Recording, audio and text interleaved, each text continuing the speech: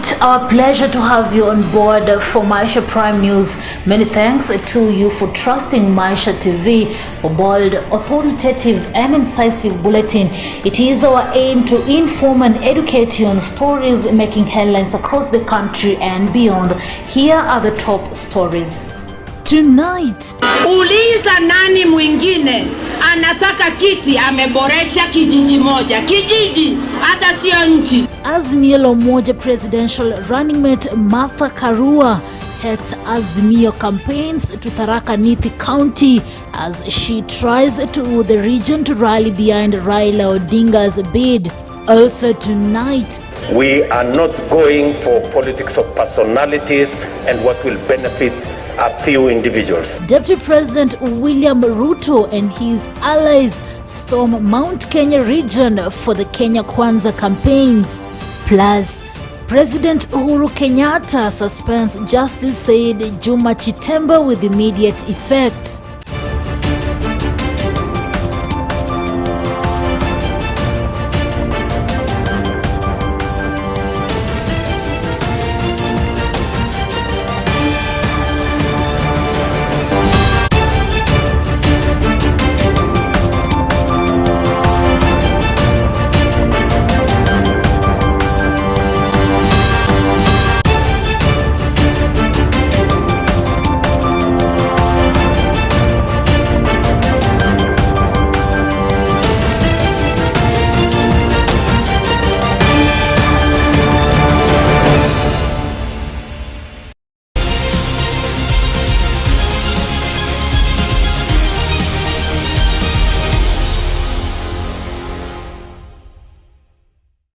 Alright, my name is Rida Chibet Kering. Welcome on board. The Independent Electoral and Boundaries Commission (IEBC) has gazetted 38 independent presidential candidates seeking its clearance ahead of the August polls. In the Gazette notice released on Wednesday, the Electoral Commission also published symbols that the independent presidential candidates will be using. The candidates have been cleared by the Registrar of Political Parties and Ndiritu to run as independents, but they will need to be cleared by the Wafula Chebukati-led commission through the return of nomination papers. Bushebi Jr. reports.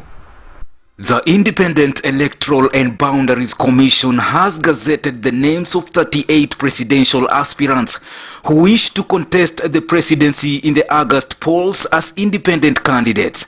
The commission said in the Gazette notice dated May 13th that the candidates have submitted their symbols for ease of identification by voters on polling day. Among the notable candidates on the list is Nixon Kukubo, who will be giving the top seat a second stab after he unsuccessfully vied for the presidency in 2007. Other familiar individuals are Nazlin Omar, Nyaga Jeremiah, Muthiora Kariara and Ruben Kigame. The commission said the candidates are required to present themselves to the respective returning officer on the appointed dates for commission nomination. The candidates must submit the requisite documents on or before Monday, May 23rd, ahead of the clearance process, which will take place between May 29th and June 6th. The candidates must submit the following documents: a clearance certificate from the Registrar of Political Parties certifying that the candidate was not a member of any political party 3 months before the elections. They will also be required to submit an electronic version and the duly filled list of at least 2,000 supporters from each of the majority of the counties. They must also have copies of the identity cards of the supporters and a duly filled form of intention to contest. The candidates will also be required to prove that they have established a functioning office in the respective electoral area where they intend to contest. They must also submit certified copies of educational qualification certificates, including a degree certificate in accordance with Section 22 of the Elections Act 2011 and Regulation 47 of General Elections Regulations 2012. In the National Assembly, the Electoral Agency listed 748 individuals who have expressed interest to square it out with political party aspirants for the 290 elective seats. Another 74 candidates have been listed to vie for the 47 governor slots, while 108 independent candidates have been listed to contest for the 47 Senate slots. The Commission has also gazetted the names of 95 female aspirants seeking to be elected as county women representatives in the National Assembly. Meanwhile, the Commission cleared 4,738 individuals who will be seeking to be among the 1,450 member of county assemblies across the 47 county governments. I was the leading candidate in Jubilee, but I got the message to pick my certificate, but getting there, my certificate was already given to someone else. So that's why I'm running independent. You are called na political party, unaenda kuna ile membership fees kwanza mnalipa, then nomination fees mnalipa tena, then ukienda tena wanakuambia hawafanyi primaries na walichukua candidate mwingine, so wanapeana direct nomination, and then they don't tell you before uingie kama wanapeana direct nomination. I had thought of parties, but then realized that there was no justice at the parties, because one, it was costly running the parties because of the party nomination fees and all that, the tedious nomination process, and finally there were games being played at the party. I like taking independent view. Sometimes when you are elected by a political party, they force you to take issues and sides which you don't. As to whether these people will end up in the ballot paper, now that depends with the Electoral Commission and the fulfillment of the requirement of elections, including the collection of signatures attached with copies of IDs as the requirement of the law. Maisha Prime, Maisha Television, Ambushabe Junior.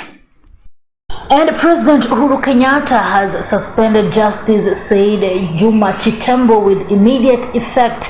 In a Gazette notice published on Thursday, Uhuru directed the embattled judge to go on suspension and also formed a tribunal led by Justice Mumbi Ngugi to look into his conduct. The tribunal will inquire into the matter and give its findings to the president. Members of the tribunal include Senior Counsel Fred Ojiambo, Court of Appeal Judge Justice Abida Ali Aroni, Justice Nzioka Omakau, James Ochieng Oduol, Lieutenant General Jackson Ndungu, Dr. Lydia Nzomo, and Senior Counsel Kiragu Kimani. On May 4th, JSC published a report noting that they had reviewed the petitions against Justice Chitembo and found he was not fit for office. The commission sent its recommendation to President Uhuru Kenyatta for further action. And Azimio la Umoja presidential running mate Martha Karua has called for tolerance during the campaign rallies ahead of August polls. Karua, who led the Azimio la Umoja One Kenya coalition team in a campaign tour of Chogoria and Chuka in Tharaka Nithi County, urged political opponents to exercise mutual respect irrespective of their divergent ideologies, saying the August polls will come and go, but Kenyans will still need each other. The NARC Kenya leader, who was accompanied by Agriculture CS Peter Munya and Muranga Women Representative Sabina Chege, among others, said that Azimio la Umoja One Kenya coalition will fight corruption once it assumes power. She called on other leaders to desist from luring the youth with handouts to disrupt political rallies organized by their opponents. Wakati tulikuwa kwa serikali ya Rais Mwai Kibaki tukiwa na Raila Amolo Odinga, niliboresha sekta ya maji, hata nikaja hapa kuwawekea maji. Naye Raila akaboresha mabarabara, zile zote barabara kuu naona mchoro ni ya engineer Raila Amolo Odinga. Uliza nani mwingine anataka kiti, ameboresha kijiji moja, kijiji hata sio nchi. Na wale ambao hawana kakitu kwa sababu economy iko chini, kuna ile 6,000 per month ambayo tutachungwa na baba. Wangapi wanataka Kenya ibadilike, upinzani uishe? Watu wanapora mali ya yenu, alafu anakuletea kidogo ingine anaficha kule, anakuambia anakusaidia. Anakusaidia na nini? And still in politics and campaigns, Deputy President William Ruto, who is also the Kenya Kwanza presidential aspirant, on Thursday took his campaigns to Nakuru and Nyandarua counties. The campaigns began with an economic forum meeting at the Rift Valley Club before proceeding for rallies in Ol Kalau, Miharati in Kipipiri and Magomo in Kinangop. Ruto reiterated to their commitment to changing the economy of the country through their bottom-up economic approach. Say as Kenya Kwanza, we are not going for politics of personalities and what will benefit a few individuals. We want to prosecute the politics of our country on the basis of issues and ideas and that which will benefit the millions of the people of the great Republic of Kenya. So as our friends concentrate on personalities, we want to tell them the people of Kenya want to hear ideas on how Kenya wants to go forward. Mambo ya kilimo, mambo ya viazi, mambo ya kahawa, mambo ya maziwa, mambo ya karoti huko Joro, mambo ya gano, mambo ya bari, mambo ya minji. Ndio serikali yetu ya Kenya Kwanza ishughulikie mambo ya guaranteed minimum return. And this reverse is going to be the modus of operation for our government. Ya kwamba wherever we plan anything, mwananchi lazima ahusishwe, ajue, aelewe, akubali, ndio tufanye kazi yetu. Tunataka kura iwe ile ya ajabu, tunataka ushindi kwa raundi ya kwanza. Ya governor iwe raundi ya kwanza, na ya president hiyo tunahesabu iwe round 1. Round. And away from that, the High Court sitting in Mombasa has issued orders to the Independent Electoral and Boundaries Commission (IEBC) not to clear former Nairobi Governor Mike Mbuvi Sonko to consent for the Mombasa governor's seat. Mombasa resident Judge John Mativo in the matter certified as urgent issued orders restraining IEBC from processing and clearing Sonko's nomination papers to contest in the August polls. He issued the temporary orders pending hearing and determination of the application before his court. In the matter, 3 civil society organizations, among them Haki Yetu, Kituo cha Sheria and Transparency International, have been listed as the petitioners seeking to have Sonko disqualified, arguing that Sonko was removed from office for violating the constitution, lack of integrity during his term as Nairobi governor, and a failure to promote public confidence as a governor. Sonko in the suit is listed as the first respondent, Wiper Democratic Movement and as the second respondent, and Independent Electoral Boundaries Commission as the third.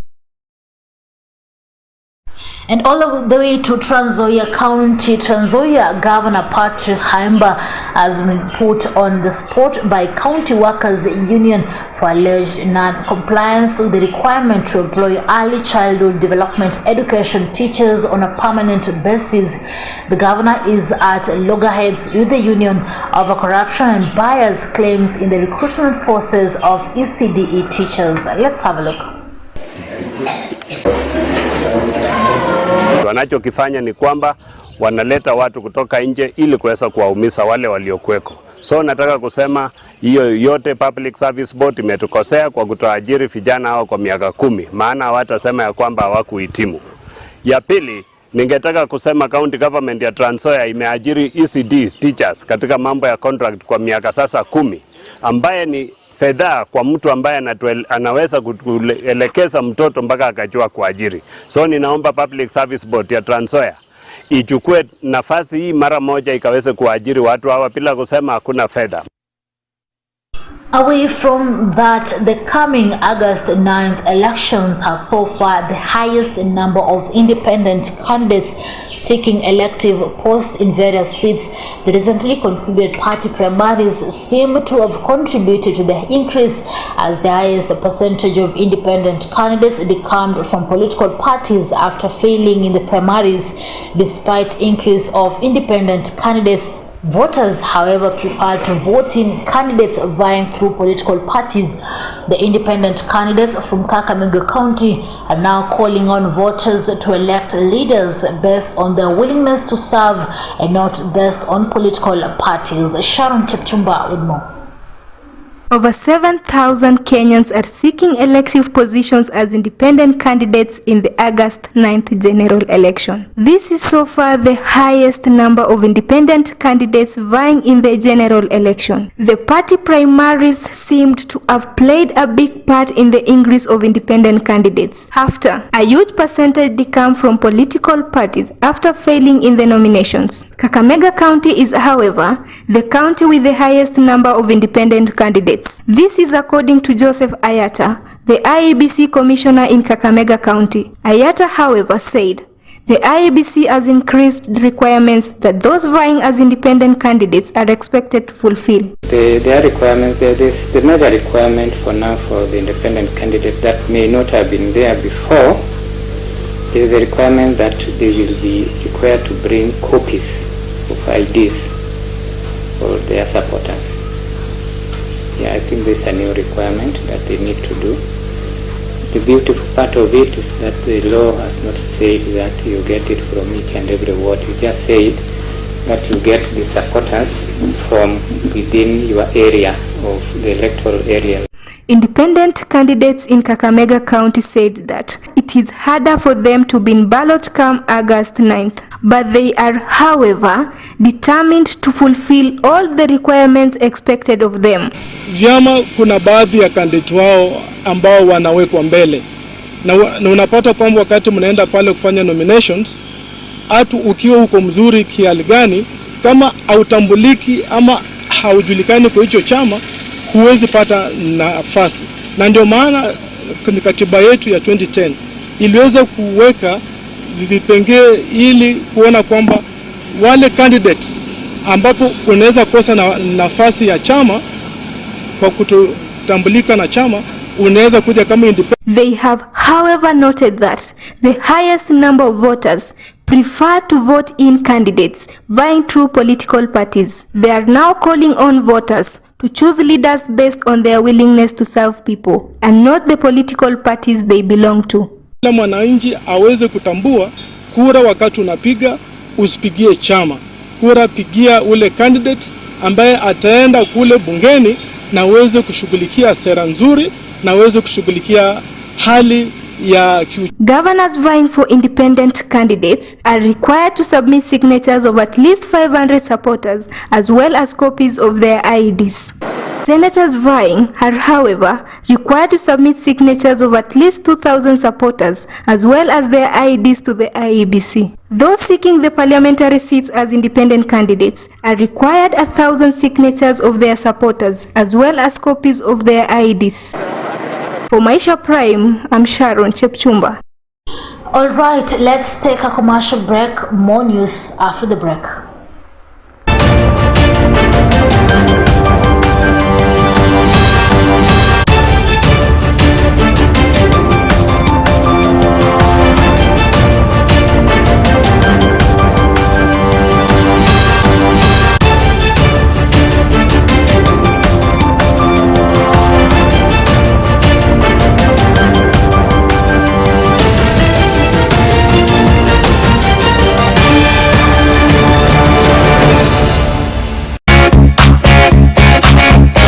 Beba kubeba na Samad Supermarket iliyoko mjini Kimilili karibu na kituo cha petroli cha Shell na mjini Webuye karibu na shule ya msingi ya Webuye.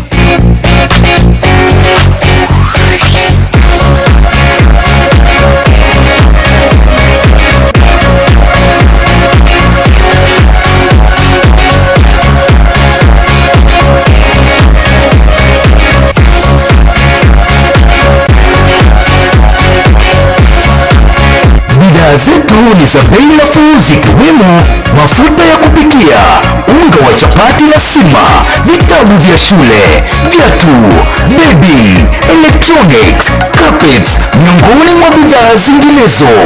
Usiseme shopping, sema beba kubeba na Samat Supermarket. Beba kubeba na Samat Supermarket, your convenient supermarket for all the time shopping for your household needs. Ukienda kwa ATM, kaa chonjo kijumbo. Approach machine kaa ninja, usikaribiwe na msee. Cover keypad ukitype pin. Hii pin ni siri yako, usiandike anywhere, usiambie anyone. Dozi kikam through, tulia. Make sure transaction imekuwa complete, na usikubali usaidizi kutoka mtu yeyote kwa ATM. Ukipata challenge, tupigie kwa 020-277-6000 au 0703-027-000. Mi niko chonjo, pia wewe kaa chonjo.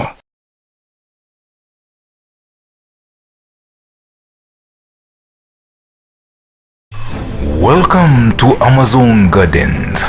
We are located in Mumias in Kakamega County along Bungoma Mumias Road.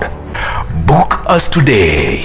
Call 0711-592174 or 07590124.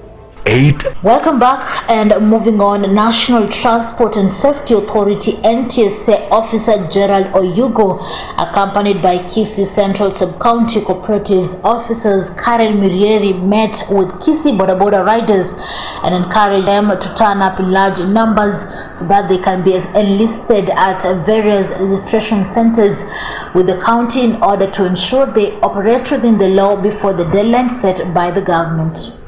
Turn up ya wale ambao wako within town iko chini. Chairman na secretary wenye wako hapa, na waomba sana muhimize wale ambao wako karibu na nyinyi watumie hiyo nafasi kuenda pale, kwa sababu saa hii watu wamepungua na senda zimefunguliwa nyingi. Si ni kweli? Sio kama ile wakati senda ilikuwa moja, watu wote wa kutoka Keumbu, wa kutoka wapi wanakuja hapa. Saa hii kuna senda Keumbu. Tukiangalia registration at Huduma Center, saa hii tuko na 6057. Registration ya Keumbu iko so far wako 484. Hiyo inamaanisha namna gani? Watu wa hiyo area wanataka hamasisho, na chairman na secretary ndio mnafaa kusaidia hao watu, muambie hii program iko na umuhimu. Sitaki wakati itafika dakika ya mwisho sasa registration imefungwa na waseme kwamba sasa tunataka tuangalie watu ambao wameregister ndio wawe kwa barabara. Si hapo utakuwa unafanya kazi ukijificha. Peana pale namba ya simu ambayo unatumia. Wengine wanapeana wrong number. Ukipeana wrong number, kuna notification after registration ambayo inakuja. Una register, umepeana wrong number ikienda message nyingine wewe umeregister. Unakuja unalia, unasema hukupata nini? Na upande wa compliance, for you to ride your motorbike na ubebe passenger ambaye tunaita pillion passenger, you need to be licensed. Driver lazima awe na driver's license. The Bajini community in Kenya have made a declaration to unite and support their candidates to win diverse seats in the incoming elections, so as to have a political voice that will help them push for their rights on developments. The community says that for years it has been forgotten and is now calling on all members of their community to in the political arena. Tumekosa viongozi katika jamii yetu. La pili, sisi kukosa kuwa na umoja kumepunguza nguvu za kutafuta zile haki zetu.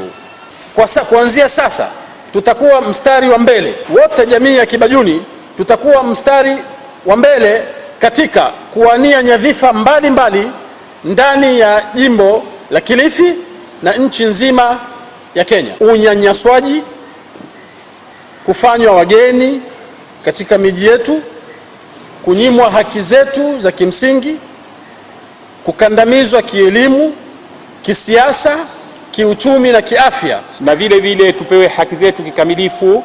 Kwa mfano vitambulisho, maana yake ukiangalia mara nyingi utakuta wabajuni wananyimwa vitambulisho kwa sababu ambazo si za kimsingi na stakabadhi nyingine za serikali.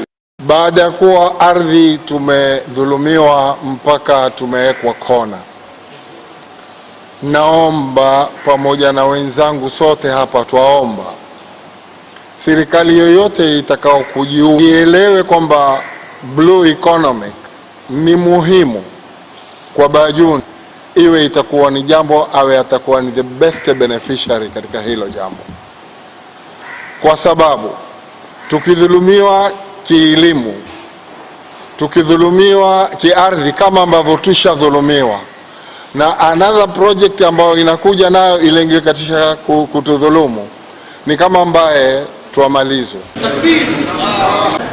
And now to the Nyanza region, health services in Homa Bay have been paralyzed in public facilities after workers downed their tools.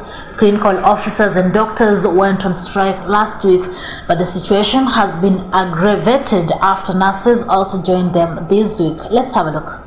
Representing the various cadres of healthcare workers called a strike, what they call a salary parade.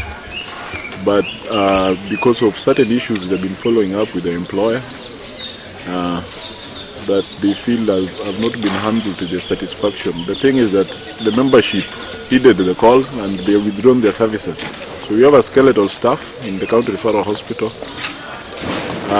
who are only able to take care of emergencies that have come that cannot be referred anywhere else, and also for the patients in maternity and in the surgical wards who had come from theatre and cannot be released in good conscience. So we have retained the in-charges and the deputy in-charges, and we have a partnership with MSF that has maintained full coverage in the adult medical wards and also helping us deal with the emergencies and taking care of the patients who cannot be released at the moment. So because the strikes usually come unexpectedly, and they also come unexpectedly to our clients. So when we release them to go home, the stable ones, then we have to release them unconditionally. And that includes also without clearing their bills, which sometimes are very high. So we are losing revenue also of the hospital, and we are hoping that these issues are resolved between the employees and the employers through their unions, so that we don't have these disruptions and we reduce the suffering. It is a blow, surely it is a blow to the other patients, because they were to be moved with no help. Some were sent to other hospitals, not really nearer, but very far. Some were sent to Kisumu. Those who were able to be taken to Eldoret Referral Hospital. Some were taken to Migori. Otherwise, we, the people who remained, were the people from the theatre. Education has been identified as one of the major sectors that have been adversely affected by the harsh economic times in the country. School dropouts have risen, while plans by the government to achieve 100% student transition from primary to secondary have not materialized due to lack of school fees.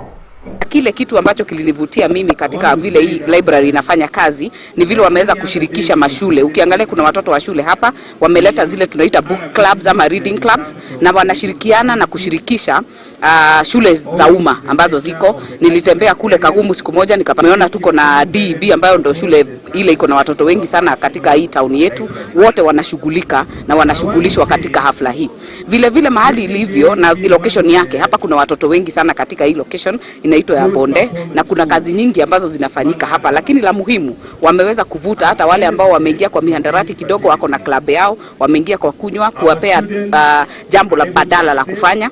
na kupitia vitabu. Kwa hivyo tunaomba kwamba hata kwa wale ambao wanaweza kufadhili pia wasichoke, hata sisi kama serikali tufanye yetu, National Library Services pia wafanye yao, na sisi kama CDF pia tutakuwa tukiweka mkono wetu labda mwaka ujao kuhakikisha kwamba tumeweka ua tuweze kupata na security na tuweze kupata hata mwangaza na gate mzuri ama mlango mzuri pale, ndio tuweze kuweka security ya hii, sababu ni mali ya umma. Inatushikia watoto wengi sana because most of the watoto wenye wako gila hapa sasa unakuta wanakaa hapa, wako na computers, wako na vitu mingi sana hapa, so unakuta watoto baadaye waende kulandalanda huko town, wanakuja katika library. We realize that there are so many people out there who are willing to learn, but the parents are not able to take them to the schools they have been admitted.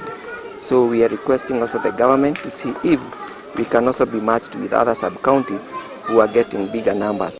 Well, folks, let's take a quick breather. Stay tuned for more news after the break.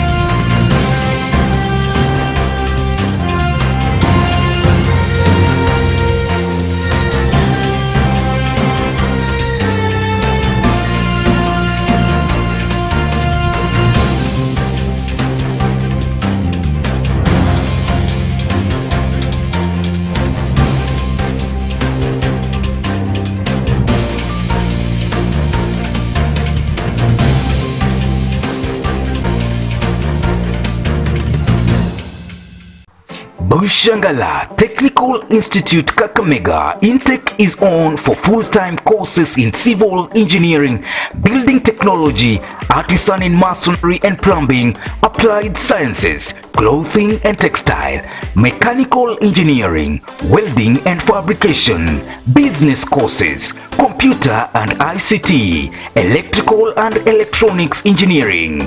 We also have provision for persons with disability. Send your application to the principal, Bushangala TTI Kakamega.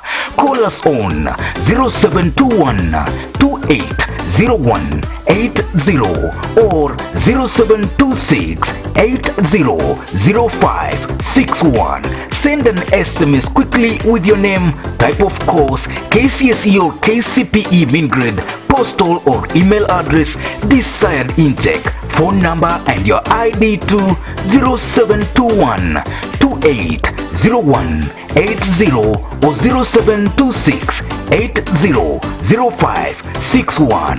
Write to the principal, PO Box 2227 5100 Kakamega.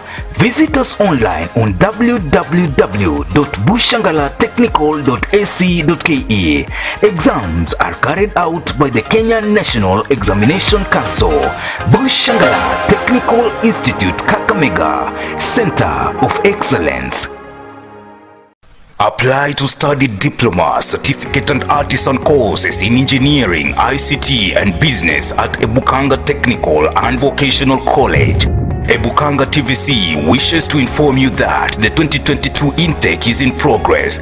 The minimum entry for artisan courses is KCSE D- and below.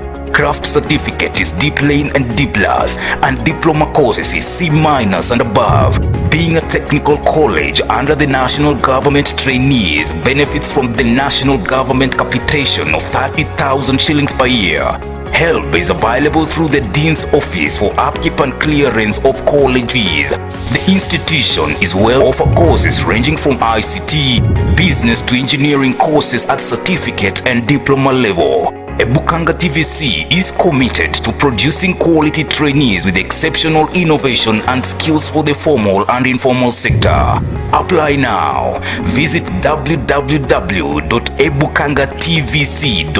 www.ebukangatvc.ac.ke. For more information, contact us on 0722 510 564, 0722 510 564, or you can send your email to ebukangatechnical@gmail.com. You can also send your application to PO Box 49, code 5307, Luanda. The college is located off Kisumu Busia Road at Big Bend Junction in Emuhaya Sub-County of Vihiga County.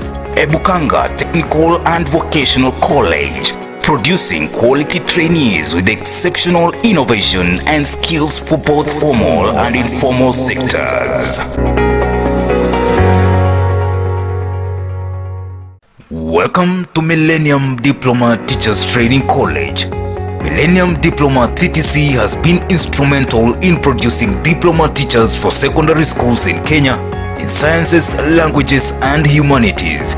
Millennium Teachers Training College is located in Musikoma Ward in Bungoma County and is registered to offer diploma in counseling, community health and nutrition, business management, tourism management, artisan in construction technology, artisan in storekeeping, and artisan in catering and accommodation operations.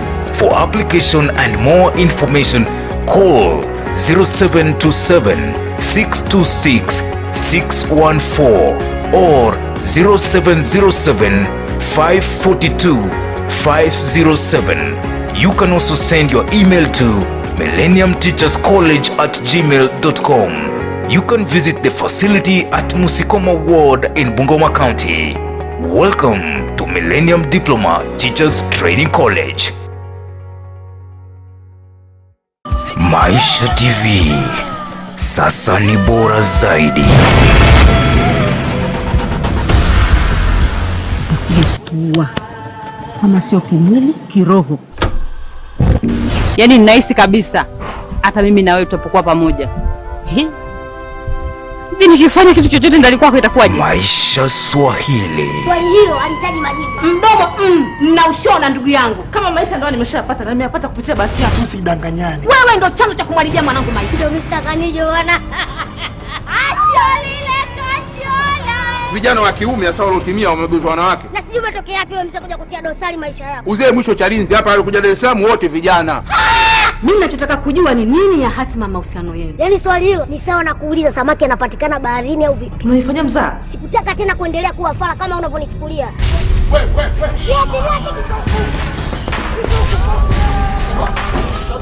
Tazama, furahia katika Maisha TV.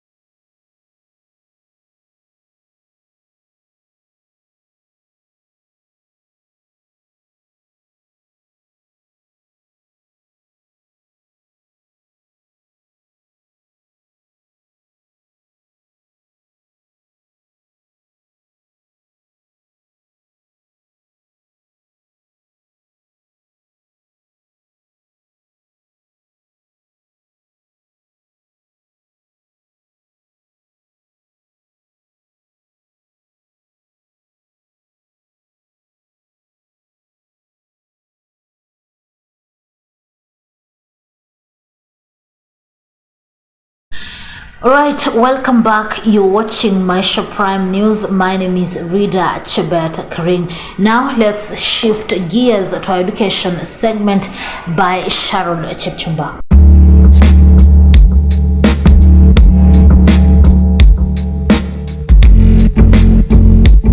Shibanga Mixed Secondary School, located in Butere Sub-County in Kakamega County, is the school to watch for, following their determination to become an academic giant in the region, as Madam Caroline Mutoro narrates.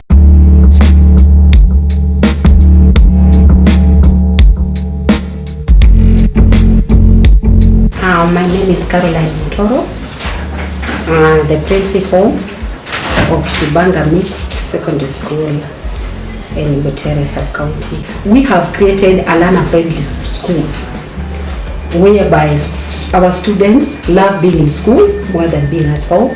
There is a lot of cooperation, there is a lot of positive interaction between the teachers, the non-teaching staff, and the students, which I can say contributed greatly to the good performance. I have a young and energetic staff which is always ready to take instructions and go for it. They are out to show that they can, and indeed they proved a point. As a principal, I believe in the fact that every mother nurses her own child. So I love being in this school, despite it being a sub-county school.